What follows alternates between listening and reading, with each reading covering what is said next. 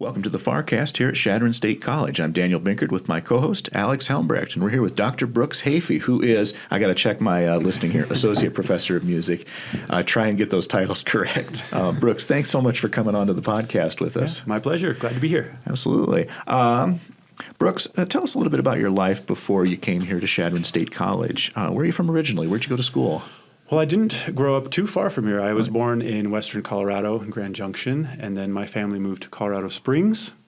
And so all of my schooling, elementary, middle school, and high school was in Colorado Springs. Okay. And I also was a student in France for a year. I was an exchange student during my high school years. And then my undergraduate studies were at the University of Missouri in Columbia, Missouri. And then both of my graduate degrees are from Florida State in Tallahassee, Florida. All right. Well, that's a nice little bit of travel there from Colorado to France. So, well, I feel like, so I started in Colorado, then France, and then Missouri, and then Florida, and here I am in Nebraska, so I'm slowly circling my way back to Colorado, I feel like. That makes sense. Maybe by the time I retire, I'll end up back in Colorado. Yeah, there you go. Now, I know you speak French. Did you learn it while you were overseas there, or was that beforehand? No, before. So I went to a high school and middle school where foreign language education was a big part of the curriculum, and so I studied German and French. And my family also hosted German exchange students. A great way to learn the language. And so I started, but I loved French, the language, a little more. Yeah. So I went to France for a year, and I had taken several years of French before that. So, but I lived with a family who didn't speak English, and so it was total immersion. Every conversation, everything was in French, so kind of a sink or swim type thing. Wow. How would you describe that experience to someone if they were maybe on the fence about studying abroad? Well, I would say get off the fence, because it was a life-changing experience for me for the better. I mean, without a doubt, it was one of the most important years of my life. Just, I had a wonderful upbringing, but just to go to another country and experience their culture and different ways of viewing the world and not just politics, but everyday life and what you eat and how families interact is just, invaluable to see that. I would imagine. Yeah, definitely. I took French in high school. I know like 10 words. You wouldn't be a lot of people who took French in high school can remember maybe 10 words. Yeah.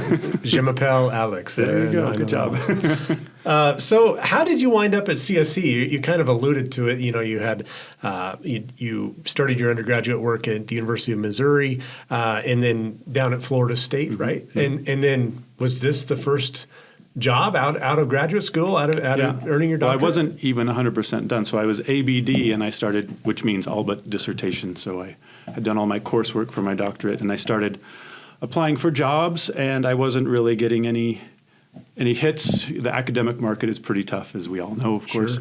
And I had given myself a deadline, and if I didn't receive any callbacks, for lack of a better word, from any of the places I applied to by that date, I was just going to stay in Tallahassee and be a freelancer and finish writing my treatise. But literally on the very last day, I got a call from Chadron State College for the accompanist position. Right. And and that was in July, if I remember right. And they flew me up here. I interviewed for the position, and then like 2 weeks later, I moved here. So great people are interviewed in July, because that's when I interviewed too. Oh, yeah. There we go. So that's been, it was 10 years ago, wasn't it? Was it 2012? Fall of 2012 was when I was here. Yeah. Yeah. So I think we got our CSC Live 10 years coming up, and I know that's it seems right. like, you've always been here whenever we've done music coverage. Well, I was here for 1 year, and then I was a visiting professor down in Texas, and then I came back here. So what was your dissertation on? My dissertation was on basically practice techniques as applied to a movement of a suite by Johann Sebastian Bach, using kind of upper-level theoretical approaches. It is a doctoral subject. Sure, yeah. So I'm just guessing it was both written, and then did you also have to play as well? Right. So in a lot of music doctorates, the dissertation is divided between performances and written work. And it depends on where you go. There are all kinds of different kind of combinations. But in my case, my dissertation was 2 solo recitals, a chamber music recital, a lecture recital, and then a treatise, and mine, something like 80 pages of writing. Wow. And real quickly, can you tell me the difference between a solo recital and a chamber? Yeah, solo is just me, or just the one pianist, and then chamber music is when I am playing, but then there are also other musicians or singers, so violinists, cellists, clarinetists, whatever. Okay. So a group ensemble music. Great. Yeah. There we Good go. to know. All right, Brooks. What do we got here? We've got. Okay, this question is essentially, what is your history in music? Did you always know that you wanted to work in this field and perform in this field? I don't think so. I was a kid who was interested in everything. I mean, I had a time when I was interested in cars passionately and aquariums, and for a while I wanted to be a zookeeper, and of course I wanted to be a pilot and then a baseball player. This is a good balance. Yeah. And then I knew I had some musical skill, but I never really pursued it much. But then I had a cousin who played the piano, and I would try to figure out what she was playing, and so I would play by ear what she was playing. And I convinced my parents to rent a piano, and they were a little hesitant at first because I had so many different interests that I would burn really intensely on this one topic, and we'd get an aquarium, and then I would be like 4 months later.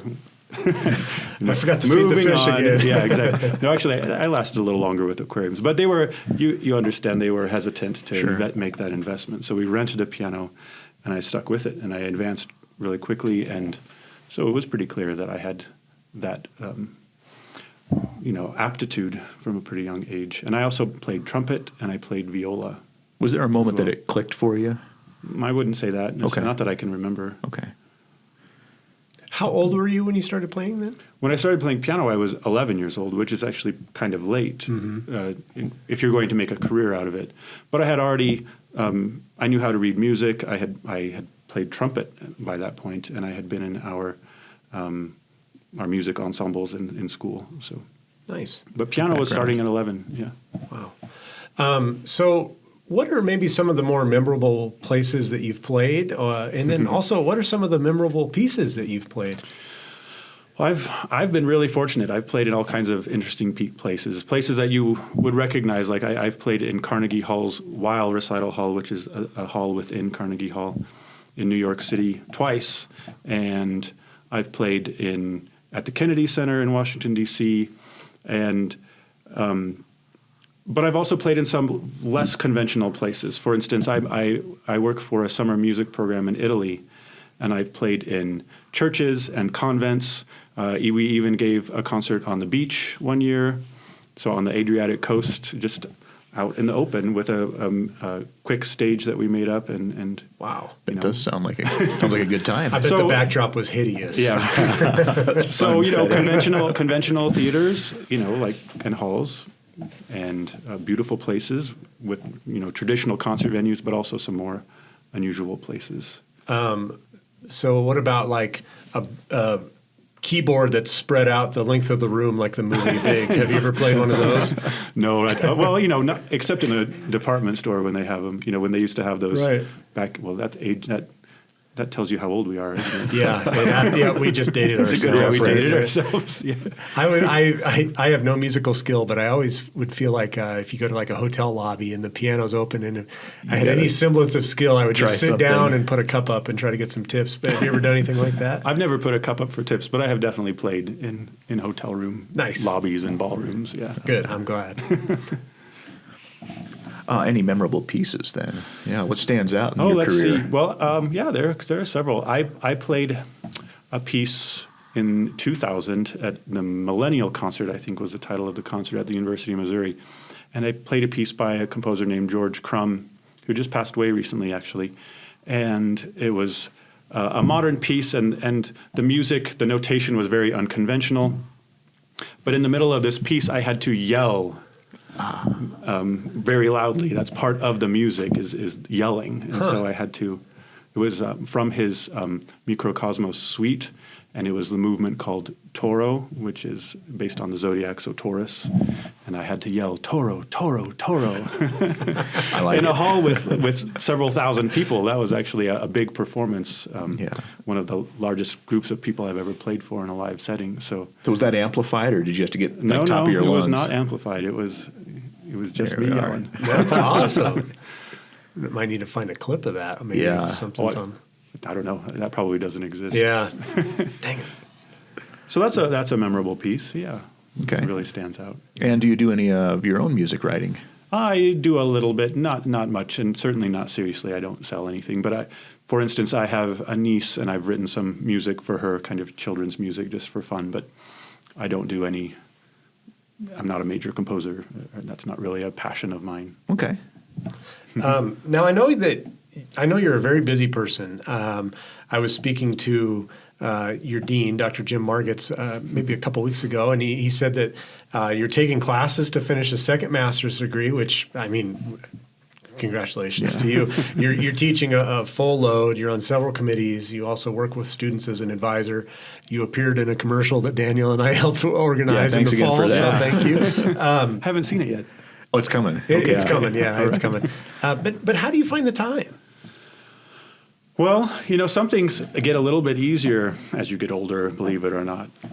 I feel like I have a much better understanding of how much time it's going to take me to do something, and I can plan accordingly. And I also am one of those people who makes a lot of lists, and I check things off, and, I'm pretty detailed in my note-taking. And so I just have developed my own strategies for making sure I can fit things in.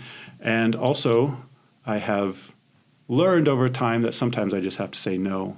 Like, I can't do everything that I would like to do. There's just not enough time or mental bandwidth for all of that. So I think I have developed more of that skill of finding that balance. What can I actually handle in the amount of time? And I've gotten faster at some things, like learning music. I feel like I become so much more efficient at than when I was, 20 years old or so. I really like your answer that as you've aged, you've kind of figured things out a little bit more organization-wise, and you understand the amount of time that things will take. I haven't heard it put exactly that way, but that's one of the perks of getting old. Yeah, right. You just have more experience, and you've done something similar in the past, and you remember how long that took you, or how you really needed more time for whatever that was, and so you're going to do better this time. That's definitely true. Yeah, because it is. It's so easy, especially when we're younger. Yeah, we'll say yes to everything and then find out the hard way just exactly what that entails. Right. Yep. And sometimes that's a really negative experience, but we learn through those kinds of experiences, of course. Yeah, we do. So Brooks, in preparing for this, I know you told Alex that you wanted to talk about the many meanings of music, and I'm kind of curious to hear about this myself. So yeah, what are the many meanings of music? That's a big question, which would probably be its own podcast. Oh, great. But really what I teach an FYI class called Music and the Mind, and one of the things that I try to get students to appreciate is music has many meanings. We kind of have this idea of music being the stuff that we listen to, the stuff that we enjoy. But music is so vast. And of course, humans have been making music for thousands of years. And, music can have highly personal meanings, of course, but also it can be ritualistic and it could be religious. It can be to help you calm down after a long day. It can get you pumped up for an event of some kind.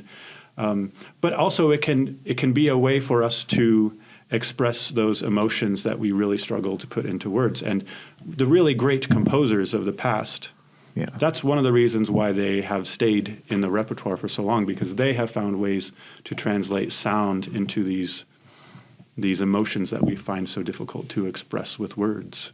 And so we have this music that we like. You have your favorite music, whatever it is, which I'm sure is pop from the year 2000 or so. No, I go older than that. I'm just kidding. I'm a bit of an eccentric on that one. But yeah, we all have classic our own. rock, pop music, rock music, electronic dance music, whatever it is. And we kind of categorize what we like into something pretty narrow.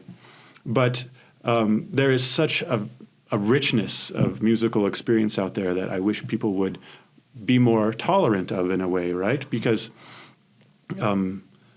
there are so many other ways to use sound to be expressive and to help us with our daily lives and our extended lives as well. So that's where I'm going. That's what I was thinking about when the many meanings of music. I just think this is actually a quote from a former professor of mine. He would say, don't measure all music with the same yardstick, right? So you have the music you like, and then if you hear something that you don't like, you dismiss it really quickly. But maybe the point of that music is to not entertain you, for instance. It might have a totally different goal. Yeah. And I just wish that we would accept that and pursue that line more often. Oh, yeah, it's a good thought. Yeah. Yeah, very nice. I've always kind of looked at music as markers of my life. Yeah, I do through, too. Like kind of Yeah. through the nostalgic lens, like Sure. when you were when you were talking, I can firmly remember listening to a CD that, again, dating myself, but by this band named Less Than Jake, driving to school, and I can remember going on J Street in McCook, Nebraska. So it's really interesting how you can just transport yourself back Absolutely. to those memories. Well, and how old were you? Probably 16 or 17. Yeah. So for most people, the musical, emotional connections that they make in their teenage and early 20 years, those are the strongest connections that we have to music. So many important things are going on in your life. You might be falling in love. You're leaving your family. You're for college or a job or something like that. So these really important steps in our development as humans also take place when we're absorbing the music that we will treat as our favorite music probably for the rest of our lives. So, for instance, if music is used to treat people with dementia, and one of the best ways to kind of bring them back, at least temporarily, is music therapy. And the music that is used is often the music from that person's teenage years, because those neural connections in the brain are still there even after all that time. Wow, that's really interesting. So, not that you're going to get dementia, Alex. Yeah, because- hopefully not. Ooh. Just in case, we'll But keep the music keep that they a will list use so to we treat know. you will be less than Jake. Okay, great. Yeah, we want to make sure we play the right stuff for you. Yeah, right. So write that down. Please play less than Jake when Okay, I'm in good. Yeah. when I'm in the retirement home. It's something I feel like I should do some reading on it. The idea that scent is such a powerful memory trigger for Yeah. us, but I start thinking of how powerful those sound experiences Yeah, can be absolutely, too. Right. If you were to hear a song from that album right now, you would be transported right back to your car. Oh, yeah. Driving down the road when you were 16 years old. Yeah. It's amazing. Yeah, Yeah. strong feelings. But sense good. as well. Sense are highly marked memories. Yeah. Yeah, that's cool stuff. Yeah. So we talked a little bit about you as a foreign exchange student in France. You spent a year there, and then you also just cavalierly mentioned, I played on the coast of the Amalfi Coast or wherever it was in Italy. But so clearly you've traveled abroad a little Yeah. bit. Tell us a little bit more about that.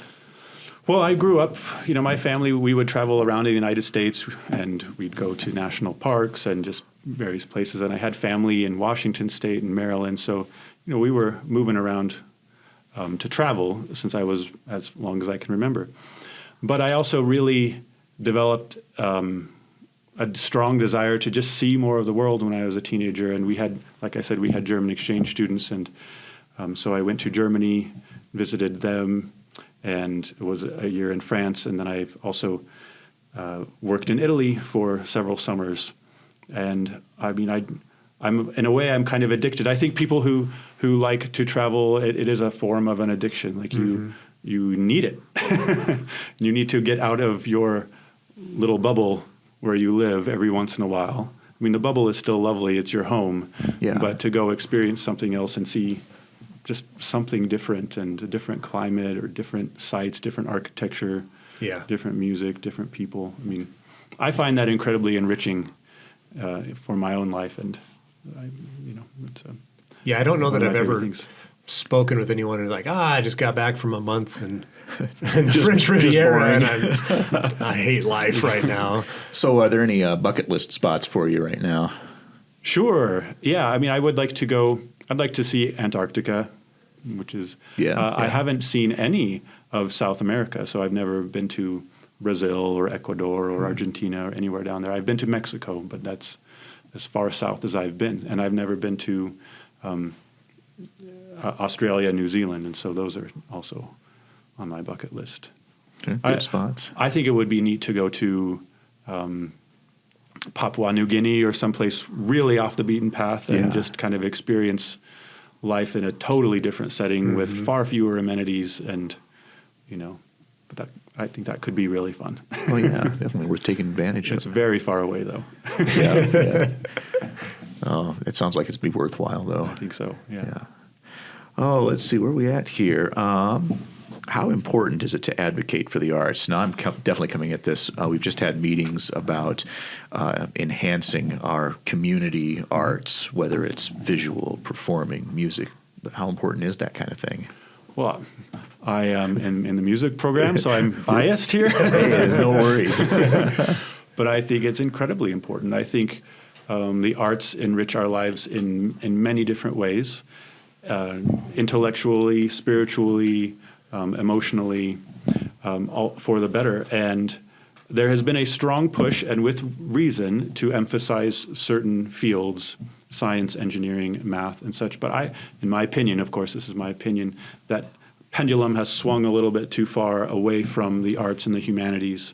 And I think that we should move it back a little bit and put more emphasis on the arts in early education, in particular music in elementary school and middle school. But not just music, all the art, visual arts and dramatic arts and the humanities as well. How many studies do we need at this point that tells us that a more thorough knowledge of the arts or experience playing an instrument is something that makes people happier and also helps to prepare them to be flexible in their lives, right? So if you move from one field to another, having a background in the arts and the humanities actually makes those transitions easier. But if you have always been in this one line of thinking, of approaching the world, it can be very difficult to move to a different field. Yeah. So I think I would advocate for the arts as a means of enriching ourselves and our communities, but also as a way to develop more flexibility when we are adults. And I think it's important to develop that skill to be a critical thinker, but also be able to see things from other perspectives, which I think the arts and the humanities really helps us. Yeah, they do. Mm-hmm. Yeah, well said. Yeah, that's a good answer to that. Brooks, what are some things you enjoy doing outside of work? I know I've seen you hitting the trails, running a few times. Right. So I'm a runner, but very much an amateur. I'm not competitive at all. I just do it to stay in shape, and I really just enjoy it. It's something that I find pleasurable, and so I've run many half marathons, and I've run 2 full marathons at this point, and I don't know if I'll do another one or not. They were painful. Yeah, 2 is probably 2's 2 more than I did. Yeah, I that is did good. it. I do want to get a better time, but it's not like my primary goal or anything. So I like to run. I'm also I'm a pianist, of course, but my dad is a builder, and I grew up helping him, especially in the summers. I would work for my dad, and so I learned woodworking and building skills, and so I'm a amateur woodworker as well, and I just build random things. All right. Yeah. What's any current projects on that? Well, now you say that, no, but I don't have anything right now. I have a table that has long been unfinished. It's that finishing step's always the hard that part. stares at me in the garage and says, "Please finish me," but I just haven't found the time to finish it yet. Oh, absolutely. That's good stuff. So, Brooks, we've reached the point in our podcast. We have some quick hitting questions Okay. for you. So, All first right. thing that comes to your mind, one of your favorite movies? My favorite movies. Let's see. I like historical dramas. I'm one of those people. Nothing wrong with those. Nothing wrong with those. There's some I- great I ones like out them. there. I tend to like the more dramatic movies. One movie that just popped into my head the moment you said that was the movie Elizabeth Okay. with Kate Blanchett. I think it was from the late 90s. Yeah. But I always thought that was a really great movie. I do like to watch movies, but I can't handle gore very well, so I'm pretty shy away from that genre. Although I do like psychological horror movies. Oh, yeah. That's good stuff. But not the ones where people get chopped up. No. No, I should really probably care add for that Elizabeth to my list because I remember seeing that or seeing like the posters when it came out. And I thought, oh, this could be good. So it's worth I seeing. really enjoyed Okay. it. Yeah. Good. What about what's a hidden talent of yours, Brooks? Well, I would probably just say woodworking. I mean, people don't assume that somebody in my position, I mean, I'm a professor of piano, that I would necessarily be using power tools. Yeah, I mean, this is how you make your living with your hands. Do you ever worry that a saw blade might go? I better knock on wood. Maybe a little bit in the back of my mind, but I've been using them for a long time. Sure. And so I've just developed, I know how to use them, or the ones that I am willing to use. Like I don't have a bandsaw, for instance. That's one I don't really want to use. Yeah, I don't blame you there. The lathe always scares me. I've never used one, and I just see videos of them in use, and I go, "That's a lot of energy, potentially dangerous." But you see some fantastic stuff. They're cool. Yeah, they're definitely cool. Okay, what's the best advice you received as a college student? Well, I think the best advice I received was probably not from a college professor. Well, actually, he is a professor. So you've heard of Noam Chomsky, who teaches, I think he still teaches at Harvard. But he wrote a book. And in the book, one of the things that he said that his mentors would ask him is, what can you do? And so I found that question really motivating. Like, what am I, Brooks Hafey, in my body and my brain, what is it capable of? I mean, if I push myself, how far can I get? What is my capacity? And I found that really a motivating thought. That let me figure out what am I capable of. Yeah. Brooks, what's a favorite book, or who is a favorite author of yours? Well, the first book that popped into my mind is The Magus by John Fowles. Okay. Have you heard of that book? I haven't. So this was it's a pretty thick book, but it's actually kind of a psychological thriller, but written 50, 60 years ago at this point. And that's always been one of my favorites. I really love the language and the characters and the what the heck is going on like every page. So that's and nice. it's a classic. So I highly recommend it to you both. Okay. The Magus. Let me see that pen. The Magus. I liked the book so much that I even named one of my dogs Magus. All right, Brooks, last question for you. What word comes to your head when you think of Chadron State College? That's a good question. But the first thing that actually came to mind was welcoming, because I feel that Chadron State College in particular is a great destination for many different types of students. And whoever you are, whatever your achievements are, this is a welcoming place for you. And so, we are an open enrollment institution as well. And how can you be more welcoming than that in higher education? Like, you want to come to college? Well, come here. So, yeah. All right. Certainly Very good. agree. And we'll see all of you here on the next podcast. Well, thanks again, Brooks, for coming in and sitting down with us for a few minutes. Thank you. Really appreciate my it. pleasure. Thanks, Brooks. Yeah.